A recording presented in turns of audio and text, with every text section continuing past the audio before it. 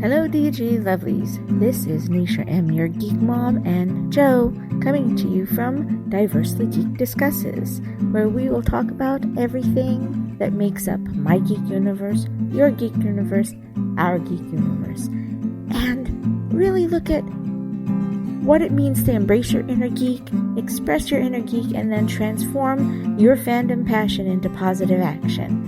I believe we are all part of one big, huge, amazing geek nation, perfectly imperfect, and I think our fandom passions really help us to learn who we are, identify, and become geek-amazing people.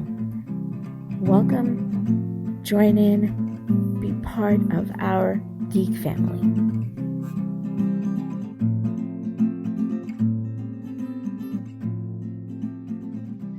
Hello, good evening, and welcome back. This is NeishaMYourGeekMom coming to you from Diversely Geek Discusses, and we are going to have another episode of My Geek Universe.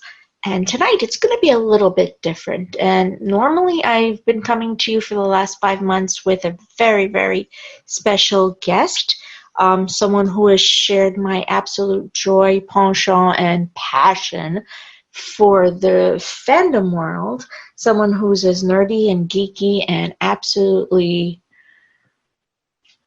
crazy in love with fandom as I have been. And most of the times I've been so super happy to find to have someone on who has just been such a joy in my life. He has taught me something new, has brought me to another world where I really haven't had a chance to learn something about a fandom, where I have just really opened up my own horizons to be able to see the landscape of fandom from and the nerd nation from a whole different world and a whole different perspective. I cannot tell you how unbelievably grateful I am to have the opportunity to speak to these people, to these fantastic, amazing, geek-amazing beings who have just brought such amazing joy and knowledge to my life.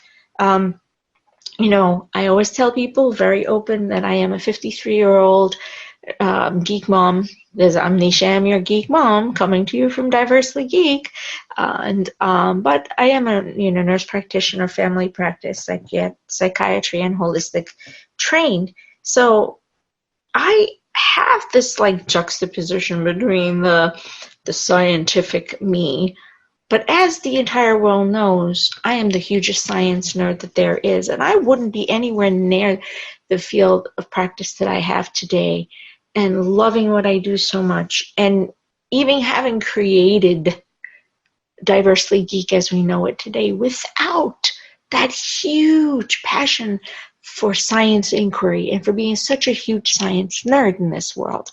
It was because I was a kid growing up, fascinated, just totally fascinated and enamored with the intrigue and the suspense and the possibility that science presented to me as a human being.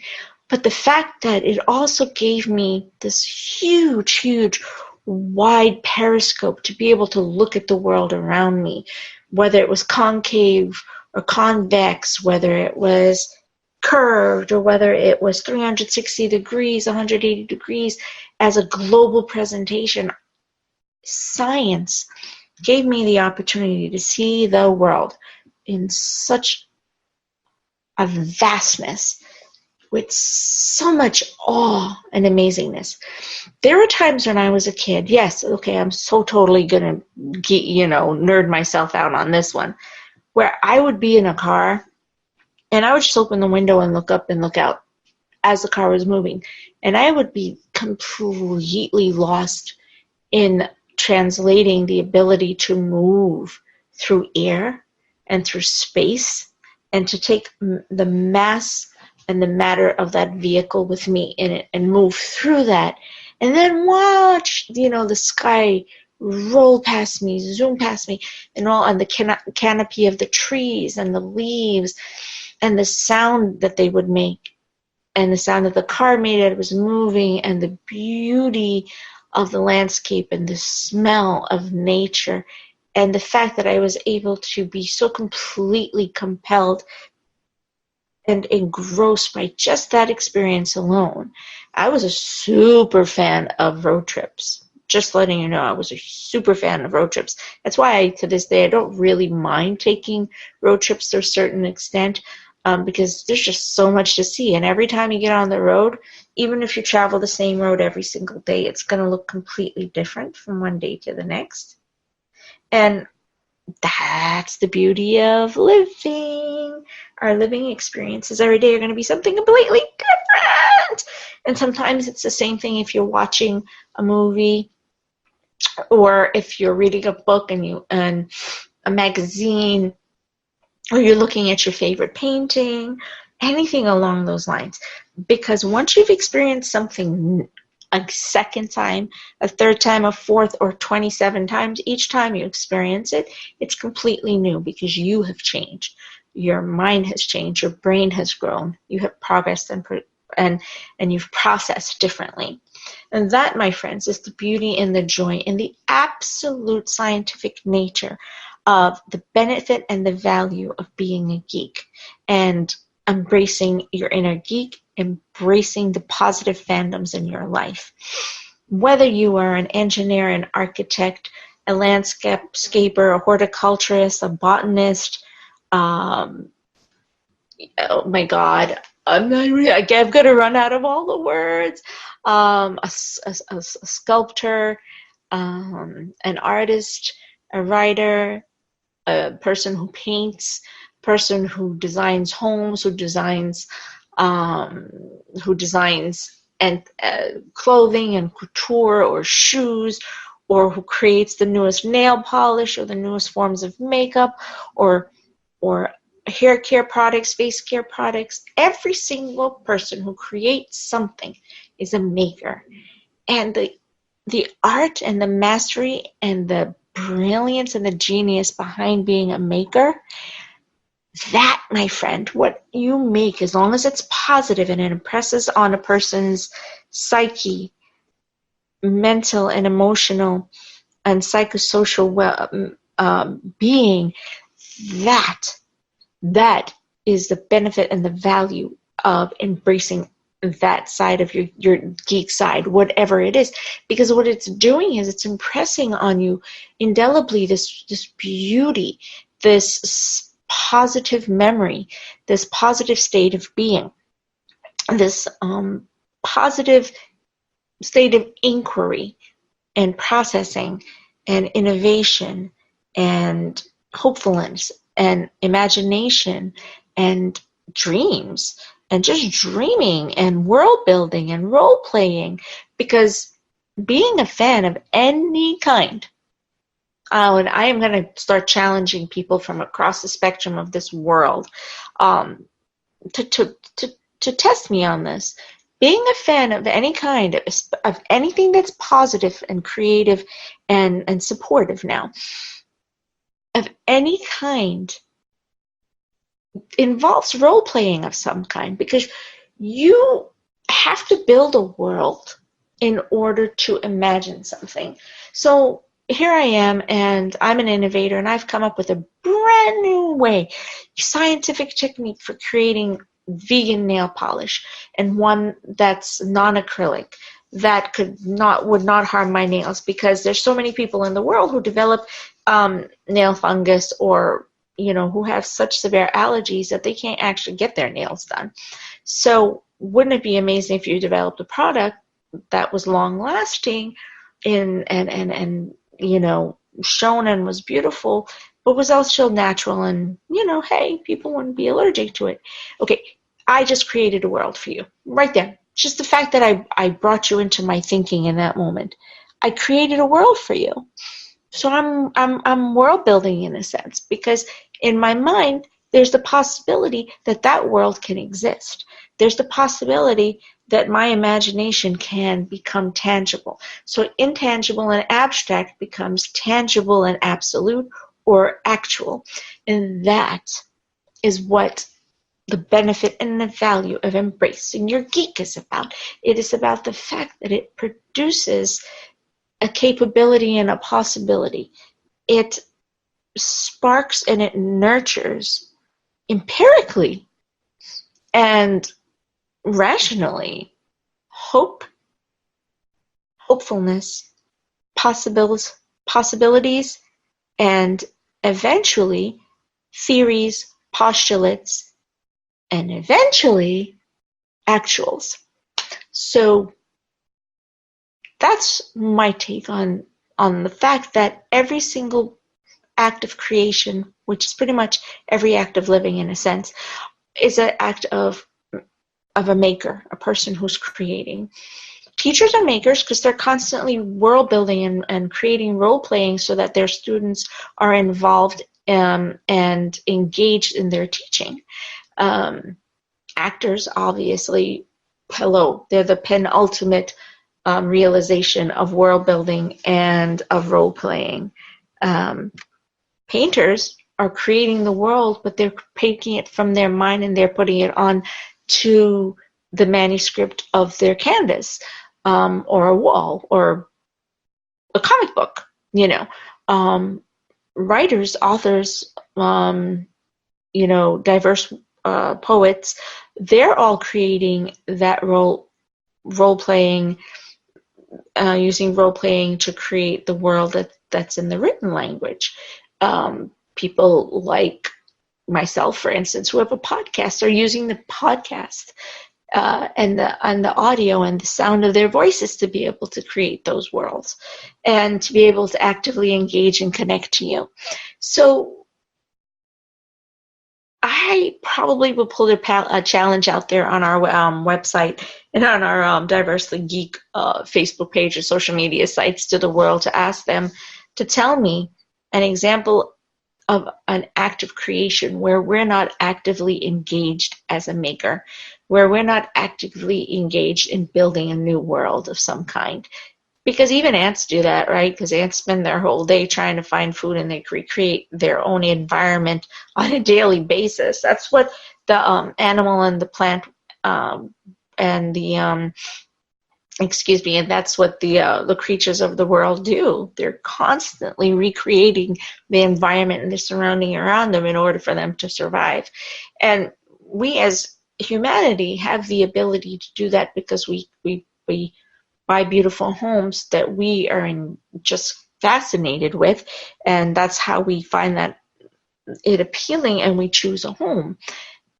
Because we connect to it in some way. It fuels our imagination, and that imagination and that dream about something or somewhere we can find peace and calm and safety and just feel a sense of love and warmth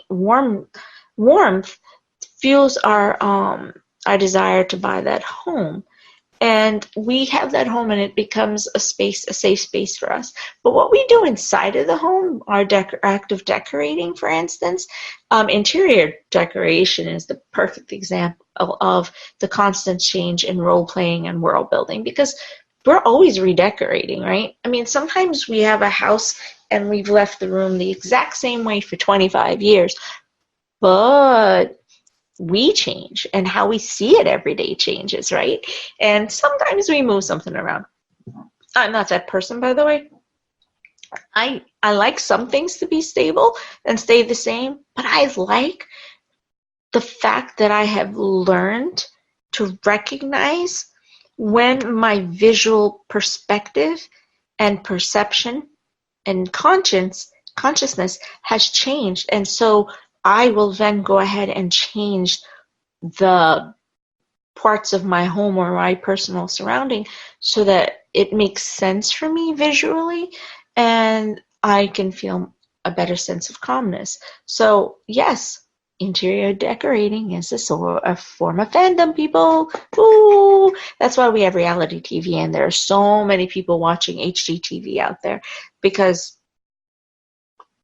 hello, we love the positive emotion and that sense of happiness and hopefulness that we get when we see, someone engage in creating something as beautiful as a new home.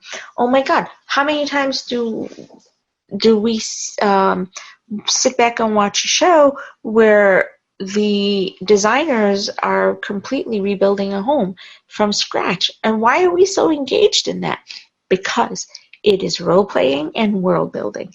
Because we are seeing people recreate something right in front of our eyes, and it gives us joy to be actively engaged in that type of happiness, because it's happiness.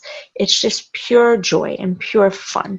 And sometimes we just need to understand how to find that pure joy and fun in what we're doing, and to be happy that so many other people are finding that joy and that happiness engaging in their fandoms, whether it's being a scientist of any kind, because there's probably 1,000 different kinds of scientists out there. That's not based on data analysis, I'm sorry, but I'm just guessing, even though I'm technically a scientist myself, as a nurse practitioner, master's in science and nursing, and family practice, and in psychiatry with a dabble of holistic care in there. I do think there has to be. I bet you I should go and list it out for myself someday and see. And if anybody listening knows the actual number of sciences that are out there, or scientific journeys or scientific endeavors, I would love to know. So, that being said, today's show is really about expressing my inner geek. And if you haven't figured out how much of a nerd geek I am, I don't know. Maybe you know a little bit more. Yes, I love television. I love movies. I love books. I love art. I love so many things. But there is so much more about who I am as a science nerd. I am just so passionate about science exploration and the possibilities of time travel, and the possibilities of healing. That's why I'm so fascinated, by the way, in Star Trek Discovery, because I don't want to give any spoilers, but the fact that the Discovery can do what it can just makes my mind blow. It's fascinating. And that's what I want all of you to be able to feel. I think that every child has the right to grow throughout their impressionable years, from the age of concretization, which is anywhere from 6 and over, where you are starting to impress on your own psyche, your psycho-emotional state, and you are starting to build long memory recall and short and long-term memory, enough so that you start to understand what you like, what you don't like, and what's a possibility, what's a hope, what's a dream, who's supporting you, are you supported, are you accepted, do you understand the term of tolerance, are you nurtured, are you in a warm environment, are you in a caring environment, are you in a considerate environment. You know all of this by this age. So it stands to reason that you absolutely want a child to be listened to be observed, to be respected in terms of what they like, and that we should not impress on them not to like something. We should listen. We should hear them. We should support a child when they say they want to learn pottery, or how to be a sculptor, or how to play in the dirt. Because God knows, man, there's a lot of things that can be created just from the dirt. If they want to go out there and check out the bugs, then let them do it. If they're comfortable in entomology, well, so be it. Because gosh darn it, we need entomologists to be able to teach us how to keep our earth safe and healthy. So let that child embrace that part of themselves that is positive, that is caring, that is nurturing, that feeds their imagination, that feeds their hopefulness, that sparks creationism, that sparks the maker within them. And gosh darn it, if that maker is already active and ready to run at the age of 3, then why not? We have heard so many stories of children who are 3 and 4 years old who are already out there and singing and dancing and already telling stories even though they can't write them down, and lecturing us about what it is to be a good person even though they can't write it down. So it's out there. It is scientifically proven. The brain is at a high level of functioning at a very young age.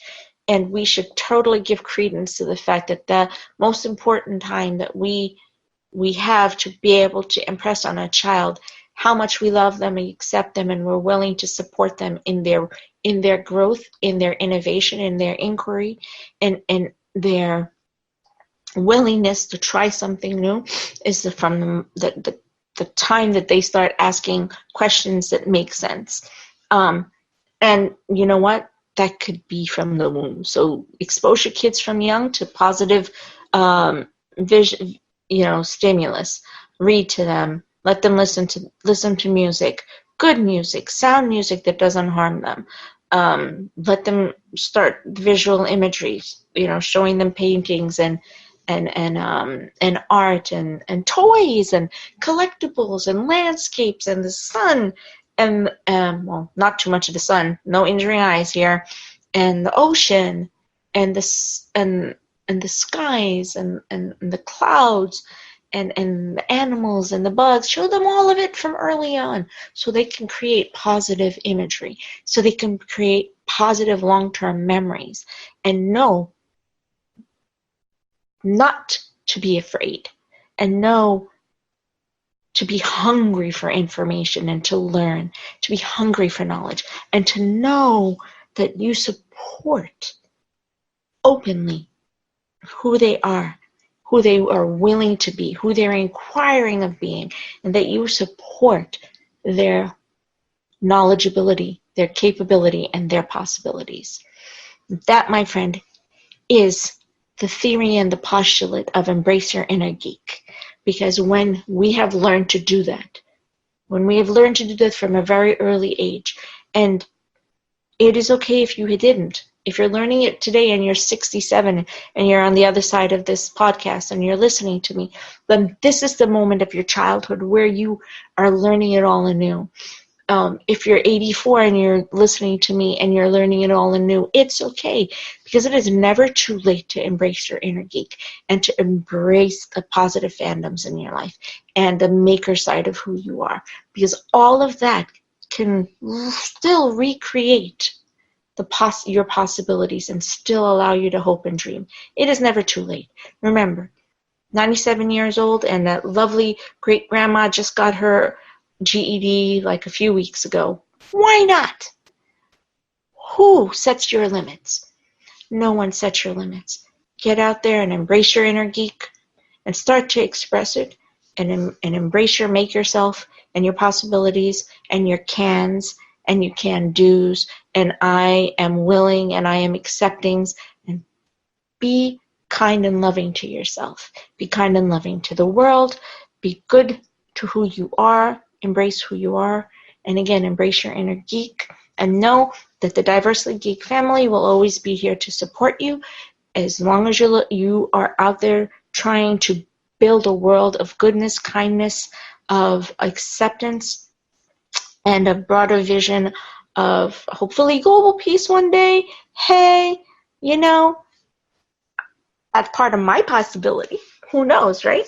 Maybe we may bring the entire Geek Nation together one day and raise our voices as one, snap, snap, and change the world for the better. I'm hoping, I believe, and I ask you to come along for the journey. Stay with us. This is Neisha, your Geek Mom, coming to you from Diversely Geek Discusses, and my episode of My Geek Universe. And love you guys, and we'll be back with you again with our next episode. Have a great one, and as always, you can find us on diverselygeek.org. You can find us on social media, Facebook, Twitter, all the good stuff. You can find us on YouTube, and you can absolutely find our podcasts on iTunes, Spotify, all the major podcast channels, and you can find our show, Doctor Who in Review, on iHeartRadio, and Diversely Geek Discusses should be following it right along, and I look forward to seeing you all for our live streams. I will be coming to you in July with a pretty amazing, fantabulous new thing for me. Pretty exciting, and hope to see you there. Have a great week, and love to everyone. And remember, Love and kindness. Love is universal. Love will always win. Have a great one.